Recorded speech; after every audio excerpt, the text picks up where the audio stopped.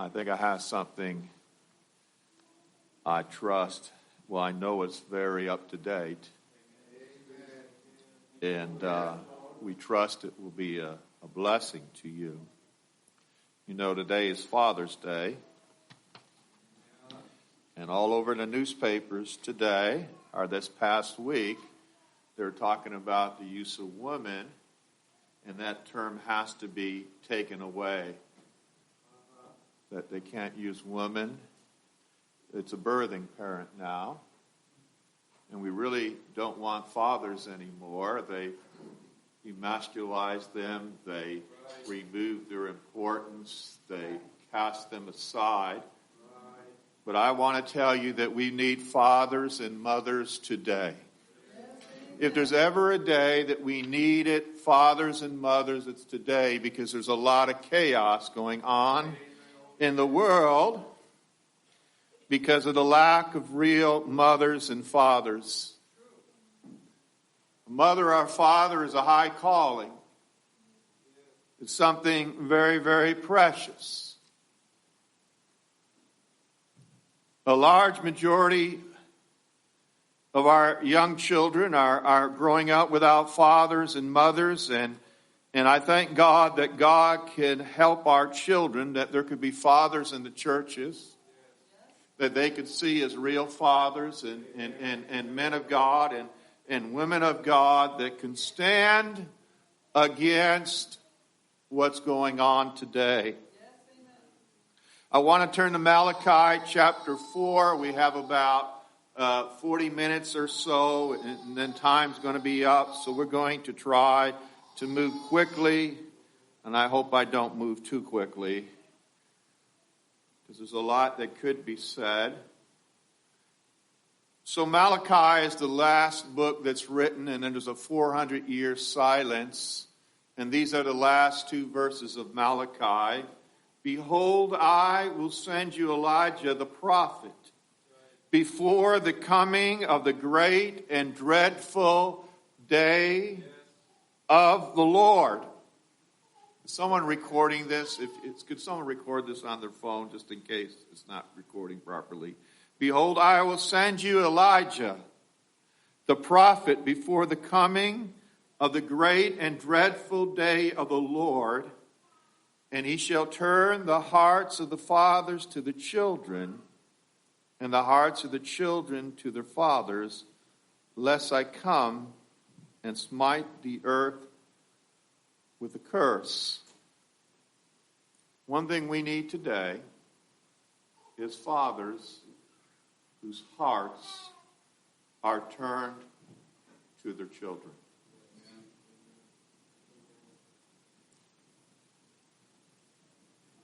And children's hearts turn to their fathers, lest I smite the earth with a curse.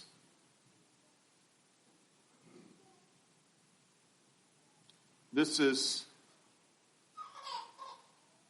a revelation from God and to fathers and potential fathers, and to the sisters who someday might be married and have a father. You ought to know what a man is like. It takes God to make a man. It takes a revelation of scriptures on how to be a father. A father just is not a biological cause. A father's not just someone who has sex with someone and a child is born, but a father is dedicated to the raising of the children for the glory and the honor of God. A pastor is the same way. A pastor is a father, and their burden is, Lord, bless these children to grow up. A father is a place of power, but not to be abused. But a father is a protector. A real father protects. The greatest thing a man can do for his children is to love his wife. Through that, This is under attack because the father and the wife relationship in the Bible is Christ and the church relationship. If you can destroy the image of a nuclear family, you will not allow God to show you what the church is. This is an attack by the devil upon our culture, upon everything that is right. A real biblical father be able to say, follow me as I follow Christ.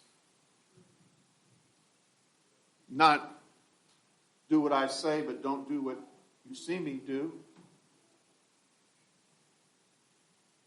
We need fathers. We need mothers. Today's Father's Day, so we're going to talk about fathers. Your physical dominance should lead you to be a protector and not an abuser. We have so many young men today who think it's manly to run around with all the girls and see how many girlfriends they can have. That's not manly at all. A manly man will enter into a covenant marriage with a vow that whether good or whether things go bad, I'm sticking with you to death do us part. That's what a man is. And we're really lacking men. We have a lot of people shacking up our partners, but there's no vow in it. There's no commitment. There's nothing in it. Basically, it's saying if someone better comes along, I'll go with them. But a covenant says, I'm going through. You're the only one for me. Isn't that nice? Isn't that nice to know? And that's what the church needs to raise up is men of God after God's heart. And women the same way, that I am sticking it out.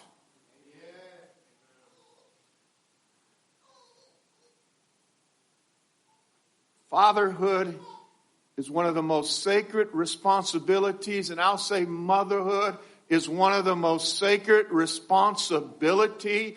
God gives you the most valuable thing in this earth and says, raise it up for the glory of God, and heaven and hell are in your hands, and you need to raise this child for the glory and the honor of God. It's hard work. And most people don't want to pay the price.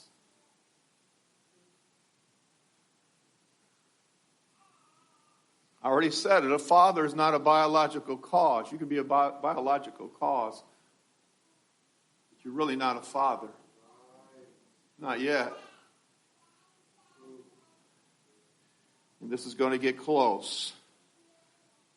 Children get their first image of God through their fathers.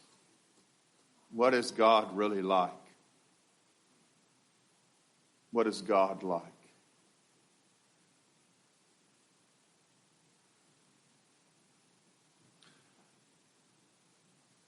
Decades of empirical evidence show that children without fathers are more likely to live in poverty, dramatically greater risk for drug use. Girls more likely to get pregnant, 71% more likely to drop out, 63% more likely to commit suicide. If you have a child, you need to find a father that they can look to. We need fathers. And we need fathers more than just their children, but we need fathers. And mothers and fathers need to turn their children over to spiritual fathers. So you look to them for help. I'm giving you permission because a father, the Lord allows a child that they can't really think wrong of their father when they're little boys. That's their hero. I have a young sister in here, and she just told me the other day, her dad's the greatest person in the world. That's great. That's how it ought to be. Now we're going to just speak of the gentleness of a father. Do you know why so many men aren't gentle? Because they don't have confidence in their manhood. If you have confidence in your manhood, you can be gentle. You don't have to be the street bully. You could be the protector and not the abuser. Do you know most young men today don't know how to be men? Paul said there's not many spiritual fathers. If you can find a spiritual father, you found a good thing. If you can find a real man of God who's after God's heart, who's not afraid that the devil will make the devil tremble, you found a good thing. Hold on to it. Hold on to it. The devil's raging through the world right now and destroying the youth without any mercy, without any compassion. We see the results all around us of this horrific lack of fathers, this horrific lack of destruction going on.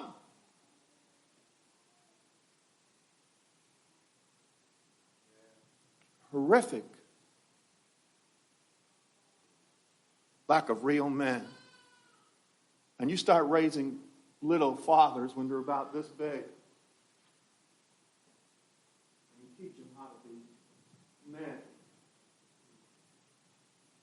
So when they grow up, they know how to be a father.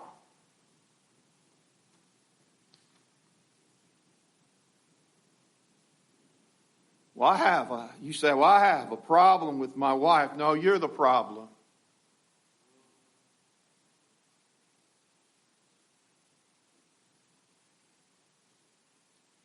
Let's go to 1 Thessalonians 2 and 4.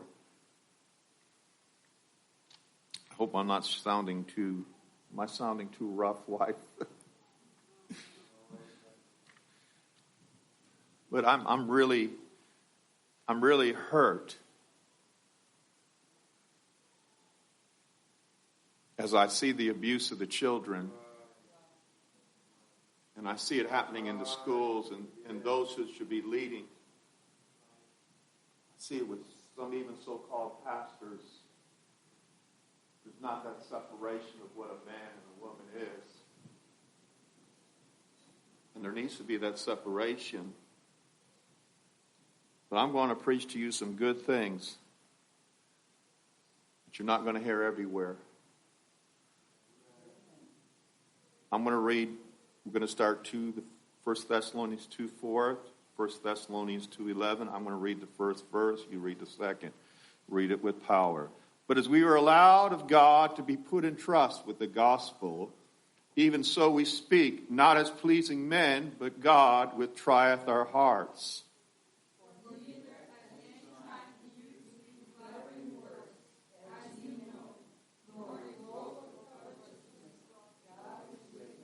Nor of men sought we glory, neither of you, nor yet of others, when we might have been burdensome as the apostles of Christ.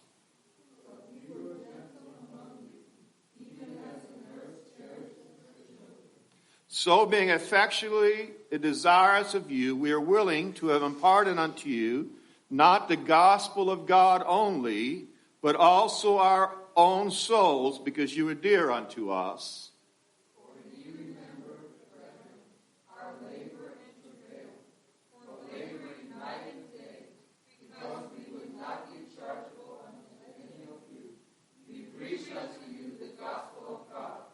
You are our witnesses, and God also, how holy and justly and unblameable we behaved ourselves among you that believe. As you know how we exhorted and comforted and charged every one of you, as a father doth his children. As a father doth his children.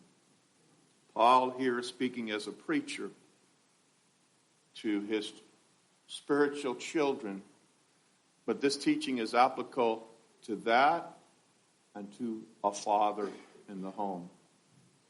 And we will apply it probably more to the father in the home But we're going to look. We'll start at 2 and 7. Great fathers, but we are gentle among you, even as a nurse cherisheth his children. It takes a real man to be gentle. I'm not talking about weak gentle, but I'm talking about know how to be gentle. Father's not a cruel dictator. A father's not one who doesn't know how to get on the floor and play with the children. A father is one who has to work their way into the child's heart. Great fathers are not harsh and cruel, but gentle unto those under their charge. We as fathers and as ministers, we must get into the hearts of the people. And we must get into the hearts of the children. Because if you don't have the heart of your children, you don't have them yet. And that's really a hard work, to get into the hearts of the children. And that means you're going to get on your knees and play with them. You're going to hold them. You're going to be tight with them. You're going to labor, Lord, I need to get into their hearts. Because once you're in their hearts, it's hard to get rid of you. Once they're in your hearts, it's hard for them to run astray. You know why we have all this sexual behavior? Because some father didn't love their daughter the way they should be loved. And they're looking for attention outside of their father.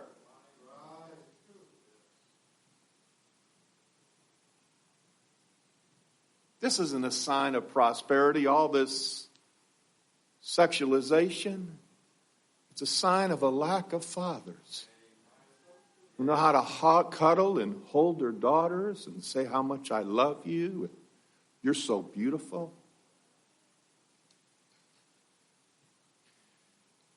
It's going to cost you everything to be good at it. I read of one man. He come home hard from work. Climb it up.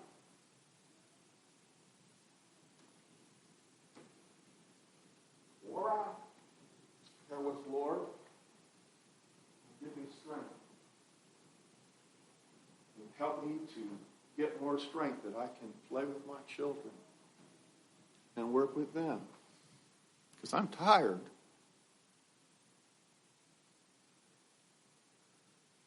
I'm tired. But fathers will go beyond the call of duty. A strong man is not a bully. He knows how to win hearts. All you ever think about getting married, look at the man, how he treats his mother and his grandmother and the older woman at church. Does he hold the door open? Is he seeking to help? If a man wants your body, forget about it. You're just a body to them. And they'll be gone.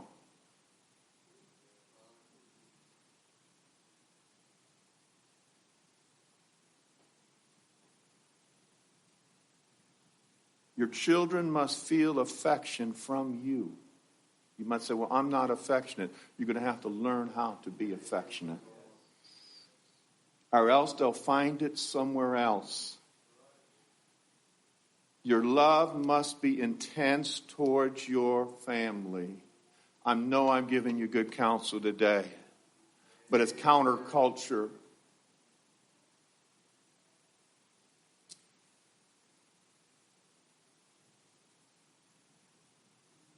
You're your children's hero up to a certain age. Take advantage of it. Take advantage of it.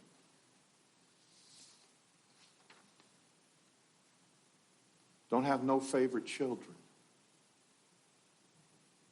Don't even think about it. They'll pick it up. You can't have favorite children. Doesn't mean every child is treated the same because they're all different, but you can't have a favorite child. Children don't have to be made in your image. They can be different than you are. They can do things. If they're not in your image, doesn't mean you have to make them to be just like you are. Your object is to make them like God is. And God is very, very diverse. Listen to me.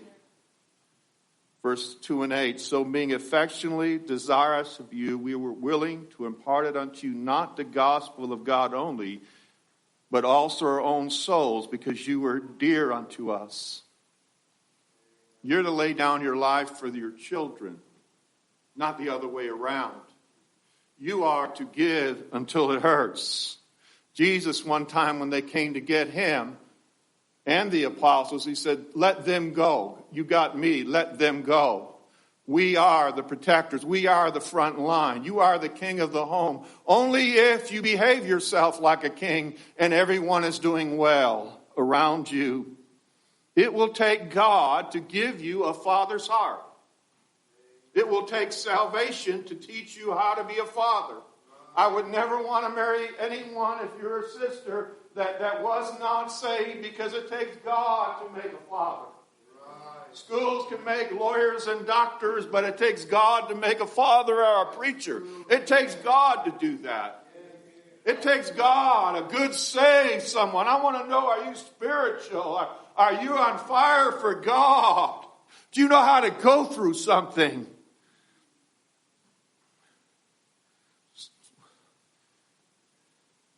An affectionate desire to be in the presence of your family should be a deep longing of your heart. Order your lives so you can spend much time with your children. Your time is more valuable than your money, or what you can give them. You can live in poverty and have a close family, but you can live on the boulevard and have a broken family.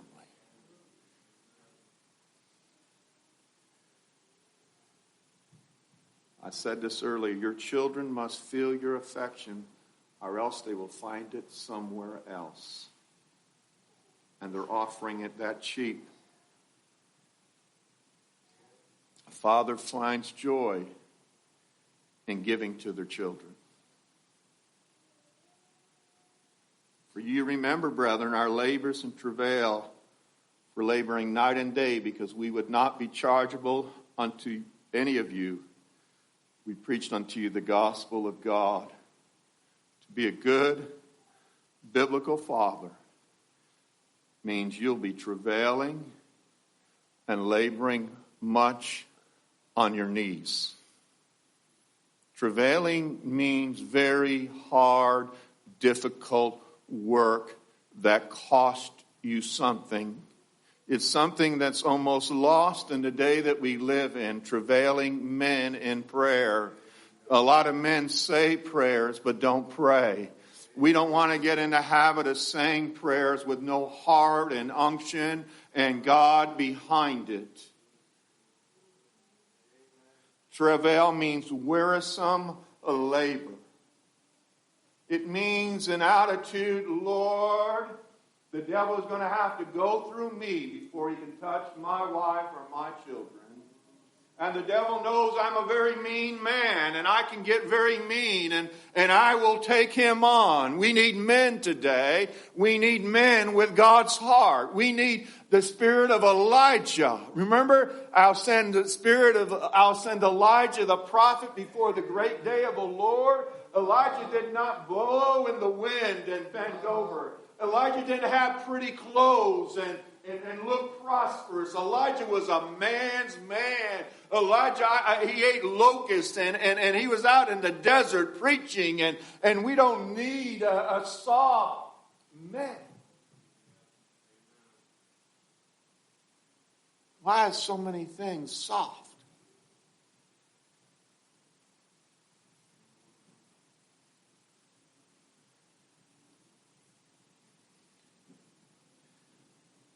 Many children are lost. When I say lost, are not saved because they got lazy fathers. Just laziness. lazy fathers. Say it again. Do not be a biological cause.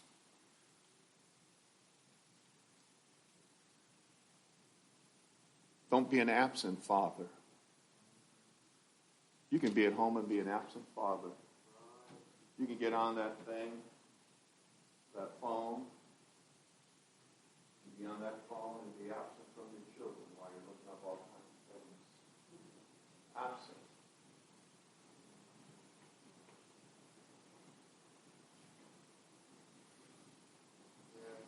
Why is there such a rash of absent fathers? Why such a rash?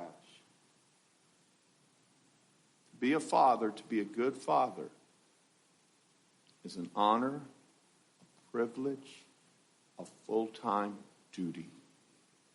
It's going to take every ounce of your strength. And at the end of the night, you're going to lay down and you're going to be weary. But you're going to say, thank God for another good day. Thank God I did work for the Lord. The father's greatest work might be playing trucks with Johnny. Or wrestling with Johnny in a playful way, where he's really giving you a lot of hugs in that wrestling and the affection. He's touching you, and that's what he really wants. But it's a boy's way to do it. It means hugging your girl. It means taking them to the park. Kindness.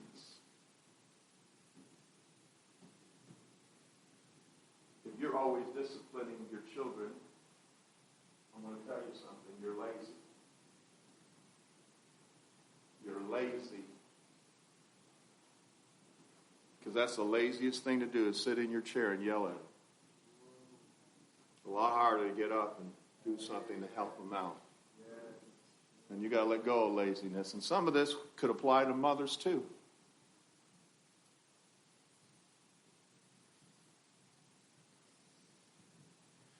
Ye are witnesses of God also, how holy and justly and unblameably we behaved ourselves among you that we believe. Be an example that they can look up to. They will want to follow you if you're an example. They will want to follow you.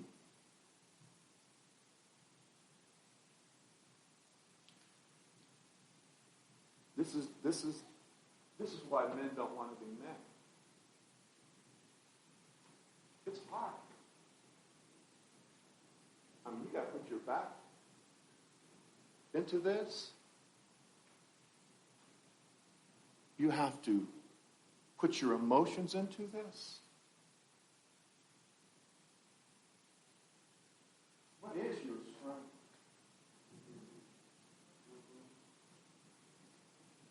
I believe a man should be physically strong. I believe if they have the potential, they should be. But no, it's the most important thing is character. How strong is your character? And your character determines what you're going to do when no one else is looking. What you're going to do when you're all by yourself. Where your burden is. Why are you doing what you're going to do? So many men I've seen, it's like they sit back and do nothing. We got to be involved in our families. We have to be involved with the children. We have to be involved with our wives. Remember at the beginning I said, what's the best example you can give? Love your wife. Because then you're showing them Christ in the church.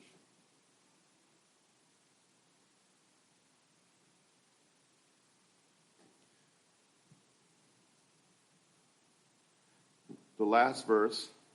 As you know, we exhorted and comforted and charged every one of you as a father doth his children. And you know we exhorted and comforted and charged every one of you as a father doth his children. That's how he preached. One of the qualifications of a minister is a keeper at home, knows how to handle his home. You got to know how to handle your home.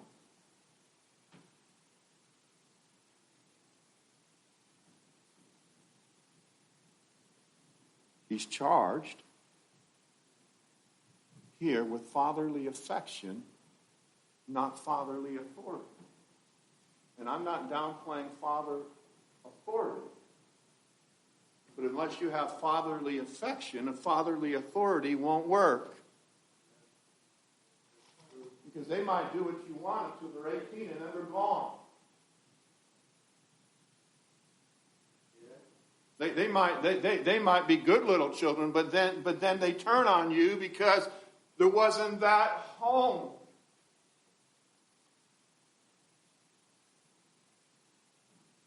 As you know, I have 7 children. They're all saved. 5 are preachers. They're all doing something. One's a Bible teacher. The other one is on his way.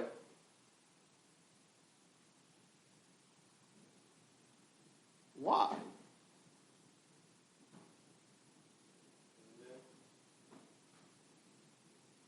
I didn't know how to be a father. God had to teach me. I came from a broken home situation. We need fathers.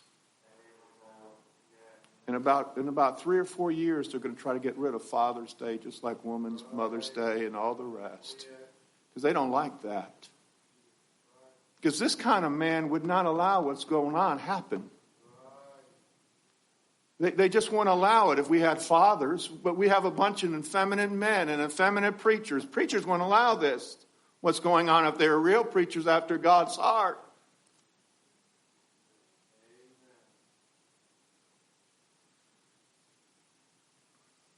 If you're always correcting problems, you are the problem. I said that earlier. There's something when you win someone's heart that they don't want to do you wrong and they don't want to see you hurt. I remember my wife told me that when we were younger, we met when I was 16 or I forget. We'd seen each other before that. And I knew I was going to marry her when I was about 14. That's another subject. But she told me she didn't want to do wrong because she didn't want to hurt her father.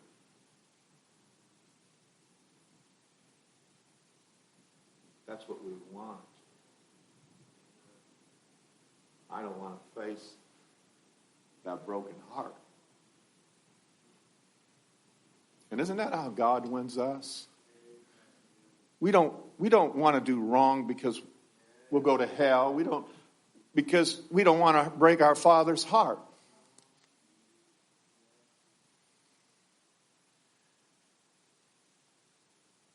It takes a man to impart masculinity, the ability to restore a child who's gone astray. Your children are going to hit some tough blocks. And you have to have the compassion and the ability to restore them to the right place. I'm going to just finish up real quick. I'm going to mention some types of fathers. There's lazy fathers. You know we have lazy fathers. It shows up in their correction of their children.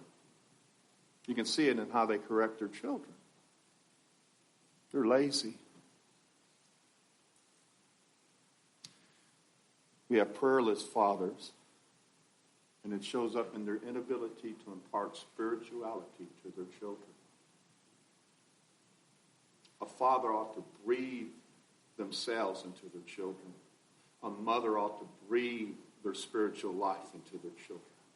It's almost when God created us, it's like he put his mouth to our mouth and breathed it into a spiritual life, and we became living souls. There's a place where a father and mother, they can't save the child, but they can sure help it. They can sure help it.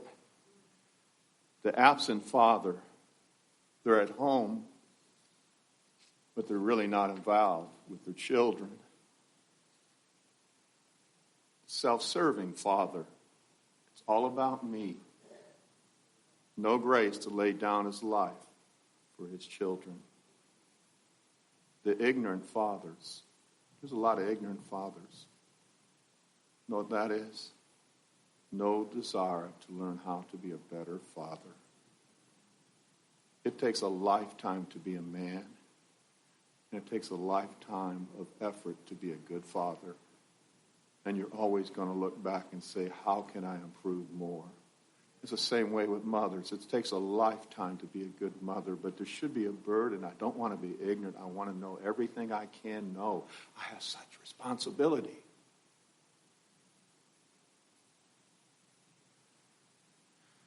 And a dictatorship of a father. This is easiest on the flesh because you rule from a seat and you stay on your seat and you can't reach down to those who need your help, so you dictate. I'm going to finish with this. I don't know what kind of father all of you had when you were growing up. I don't know. Bad father, good father. But I do know this. No matter what kind of father you had, he did you the most wrong in the whole world, you have to forgive him. And you'll never be whole if you hold your father in the wrong way. They might have been ignorant. They might not have known a lot of things.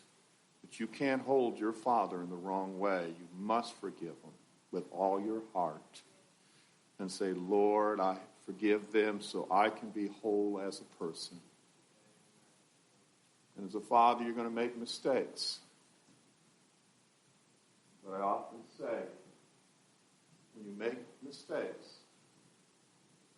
and your children know they love you, love covers a multitude of faults.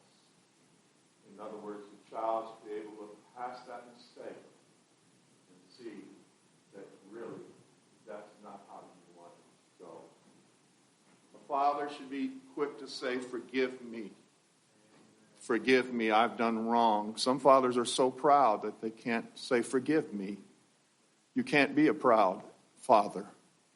You must be able to say, forgive me, I messed up. And a lot of times that will help your child a whole lot. We're finished here. There's a lot that was said, and I want you to consider what's being said. I'm in my 60s now, and I'm still trying to become a better father. I'm not done yet. I want to know how to be a father. So it's something that's going to take your life long. And you mothers, I don't want to leave you out. Much of the same thing applies to mothers. And I want to say to you young sisters, if you ever look to get married, don't look at their looks, how handsome they are. That's going to be gone in 10 years anyways. Don't look at that. Look at their character. Look at, will they really love me? Will they really lay down their lives for me? Are they just looking to get something from me? We can't be so foolish in what we look for. And if a man can't contain himself before he marries you, he will not contain himself after he marries you. And that's a good piece of advice. And I'll say this.